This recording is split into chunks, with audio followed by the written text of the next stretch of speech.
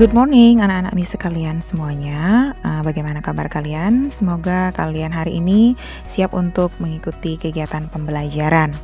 Nah, adapun materi yang akan Miss jelaskan hari ini yaitu mengenai pola keruangan desa. Yang akan kita bahas dalam hal ini yaitu mengenai pengertian desa, ciri dan karakteristik desa, jenis-jenis desa, fungsi desa, dan beberapa keterangan tambahan lainnya.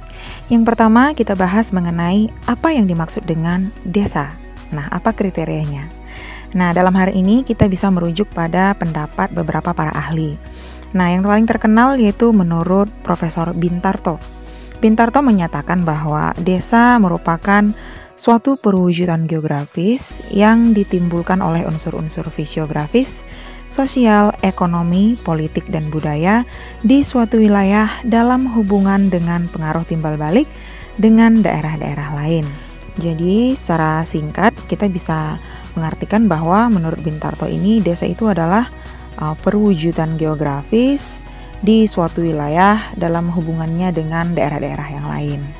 Nah, yang kedua menurut Sutarjo Karto Hadikusumo. Kalau menurut beliau, desa itu adalah suatu kesatuan hukum tempat tinggal suatu masyarakat yang berkuasa mengadakan pemerintahan sendiri. Nah, yang selanjutnya ada menurut Paul Halandes. Nah, menurut beliau, desa itu adalah suatu wilayah yang penduduknya kurang dari 2.500 jiwa. Jadi kalau di atasnya bisa dikatakan sudah termasuk wilayah perkotaan atau kota. Nah, lalu apa-apa saja ciri-ciri dan karakteristik desa? Nah, kita paparkan satu persatu. Yang pertama, kehidupan masyarakat di desa biasanya masih tergantung terhadap alam. Misalnya dalam hal pemenuhan sumber daya pangan. Nah, kebutuhan sehari-hari untuk sayuran, untuk makanan pokok seperti beras, biasanya mereka hasilkan sendiri atau didapat langsung dari hasil panen mereka sendiri.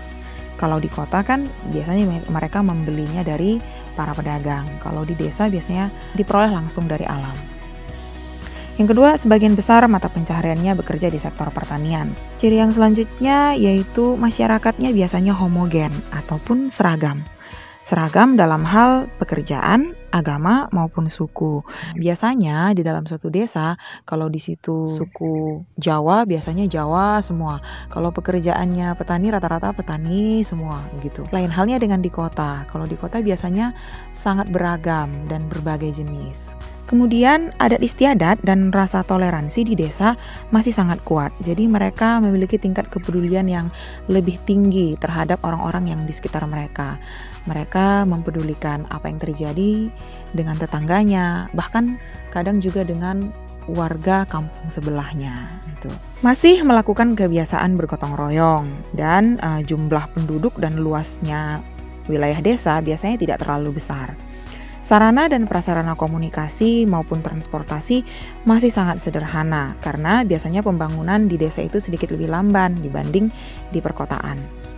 Jumlah penduduknya juga relatif kecil. Nah, Miss rasa di antara ciri-ciri yang disebutkan ini masih ada beberapa ciri-ciri lain yang kamu ketahui. Kamu boleh tuliskan nanti di review di catatan kamu selain dari apa yang Miss jelaskan berikut ini. Kemudian klasifikasi desa. Nah, klasifikasi atau jenis-jenis desa dapat kita golongkan berdasarkan tingkat perkembangannya, yaitu ada desa tradisional, swadaya, swakarya, dan swasembada. Jadi kalau desa tradisional ini adalah desa yang paling primitif kehidupannya. Biasanya wilayahnya terpencil, masyarakatnya terasing dari pengaruh luar, kehidupannya sangat bergantung pada alam. Misalnya seperti desa Anak Rimba di pedalaman Jambi. Mereka jarang sekali berinteraksi dengan dunia luar dan betul-betul apapun yang mereka butuhkan biasanya mereka dapatkan langsung dari alam. Jarang mereka kontak langsung ke kehidupan luar karena faktor jarak yang jauh dan lokasi yang terpencil ini tadi. Yang kedua itu desa swadaya, yaitu desa hanya mampu untuk memenuhi kebutuhan dari wilayah desa itu sendiri. Biasanya penduduknya juga masih jarang, hasil-hasil pertaniannya atau produktivitasnya masih rendah, adat istiadatnya masih kuat, dan lembaga di desa biasanya masih sangat sederhana. Nah, yang lebih maju lagi sedikit yaitu ada desa swakarya. Nah, desa swakarya ini sudah mulai terpengaruh oleh pengaruh luar. dan mata pencahariannya pun sudah mulai beragam. Roda pemerintahannya sudah berjalan dengan baik dan masyarakatnya sudah mandiri. Dan yang paling maju yaitu desa swasembada. Nah, kalau desa swasembada ini adat istiadatnya sudah mulai luntur, sudah hampir mirip seperti kehidupan di kota. Sarana prasarananya juga sudah lengkap, pola pikir masyarakatnya sudah maju, dan biasanya dekat dengan ibu kota kecamatan. Seperti contoh misalnya desa Bakaran Batu. Bakaran Batu itu termasuk salah satu desa swasembada karena berbatasan langsung dengan kecamatan, bahkan dengan ibu kota kabupaten. Nah, mudah-mudahan anak-anak MIS bisa membedakan keempat-empatnya ya.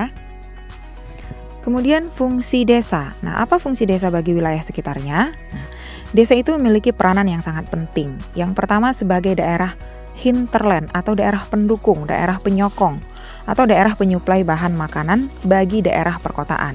Kalau tidak ada wilayah desa sebagai sentra dari wilayah pertanian, maka wilayah kota tidak akan mampu untuk memenuhi kebutuhan pangan yang ada di sana. Yang kedua, sebagai penghasil bahan mentah atau bahan baku atau raw material. Jadi industri-industri yang di kota itu bahan bakunya diambil sebagian besar dari wilayah pedesaan. Yang terakhir yaitu sebagai pemasok tenaga kerja produktif karena penduduk yang ada di desa bisa sebagai sumber tenaga kerja bagi wilayah-wilayah industri yang ada di perkotaan. Yang selanjutnya yaitu potensi desa. Nah, apa itu potensi desa? Potensi desa adalah sumber daya yang dimiliki oleh suatu desa yang dapat dikembangkan untuk meningkatkan kesejahteraan masyarakat. Cepat atau tidaknya perkembangan kemajuan suatu desa itu tergantung dari potensi desanya. Nah, potensi apa yang bisa dimanfaatkan? Yaitu ada potensi fisik dan ada potensi non-fisik. Potensi fisik meliputi tanah, air, iklim, flora, dan fauna yang ada di dalamnya. Nah, kalau tanah, air, dan iklim serta flora faunanya itu dalam kualitas yang baik, dalam kualitas yang cukup, sudah pasti desa ini akan memiliki tingkat perkembangan yang lebih cepat menuju ke arah perkotaan. Potensi yang selanjutnya yaitu potensi non-fisik, itu meliputi penduduk desa, lembaga organisasi sosial, dan aparatur desa. Jadi, kalau potensi fisik ini didukung oleh potensi non-fisik yang mengelola sumber daya desa tadi dengan baik, maka wilayah desa ini akan memiliki tingkat perkembangan yang cukup pesat. Nah, anak-anak MIS, bagaimana? Bisa dipahami kan penjelasan MIS hari ini? Mudah-mudahan kalian bisa memahaminya ya. Baiklah, sekian dulu penjelasan MIS untuk hari ini. Tetap semangat belajar dari rumah. Goodbye.